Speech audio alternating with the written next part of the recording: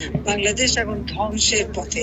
বাংলাদেশ এখন সন্ত্রাসের দেশ, চাঁদাবাজির দেশ, হত্যাকাণ্ডের দেশ, অবৈধ ক্ষমতা দখলকারীর হাতে বাংলাদেশ আজকে সেই সুনাম সম্পূর্ণভাবে নস্যাৎ হয়ে গেছে। বাংলাদেশ এখন ধ্বংসের পথে। সারা বাংলাদেশ এখন চলছে। জেলা উপজেলা ইউনিয়ন পর্যন্ত মামলা দিয়ে হয়রানি করা হবে অথবা আগুন দিয়ে পুড়িয়ে দেওয়া হবে। এই দুটি কাজই তারা করতে পারে। বাংলাদেশে কারো কথা বলার অধিকার নাই। কোনো সংবাদপত্র অথবা টেলিভিশন কেউ কোনো নিউজ দিতে পারবে না। চরম মানবাধিকার লঙ্ঘনের মধ্যে দিয়ে বাংলাদেশটা চলছে। এই ধরনের একটা অন্ধকার যুগের দিকে আমাদের দেশটাকে ঠেলে দিচ্ছে, দেশের মানুষকে ঠেলে দিচ্ছে। আশ্রয়ের মাধ্যমে যাদের পরিবার ঘর দিয়েছি সেগুলো দখল করে দিচ্ছে। মানে দখলবাজি, চাঁদাবাজি, আসামি হোক আর না হোক সেখানে যে তাদের কাছে চাঁদা নেওয়া নইলে মামলা দেওয়া, মামলাবাজি, চরম মানবাধিকার লঙ্ঘনের মধ্যে দিয়ে বাংলাদেশটা চলছে। এই অবস্থা থেকে মুক্তি পাওয়াটাই হচ্ছে এখন সব থেকে বড় প্রয়োজন, দেশের মানুষকে রক্ষা করার। তো আমি আমাদের প্রবাসী যারা তাদেরকে ধন্যবাদ জানাই। তারা যে গণতন্ত্র ফিরিয়ে আনার জন্য, দেশের মানুষের শান্তি নিরাপত্তা নিশ্চিত করার জন্য যে সকল পদক্ষেপ আপনারা নিচ্ছেন, আপনাদের অনেক ধন্যবাদ। বাংলাদেশে কারো কথা বলার অধিকার নাই। কোনো সংবাদপত্র অথবা টেলিভিশন কেউ কোনো নিউজ দিতে পারবে না। সব জায়গায় তার ওই মেটিকুলাসলি ডিজাইনের মাস্টার মাইন্ডের প্রতিনিধি সব জায়গায় বসে আছে। আওয়ামী লীগের লক্ষাধিক নেতা কর্মী আমাদের বাড়ি ঘর পুড়ে অঙ্গার হয়ে গেছে এবং যার ভুক্তভোগী আমাদের অনেকে প্রবাসীও।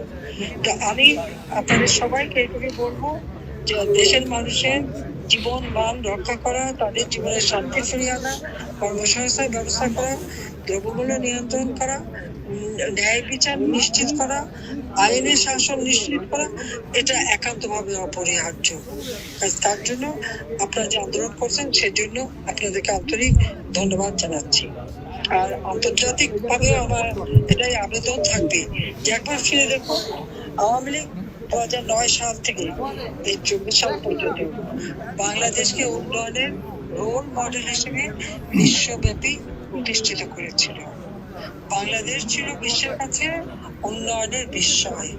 আর দুর্ভাগ্যের বিষয় সেই বাংলাদেশ এখন সন্ত্রাসের দেশ, চাঁদাবাজির দেশ, হত্যাকাণ্ডের দেশ, অবৈধ ক্ষমতা দখলকারীর হাতে বাংলাদেশ আজকে সেই সুনাম সম্পূর্ণভাবে নস্যাৎ হয়ে গেছে। বাংলাদেশ এখন ধ্বংসের পথে।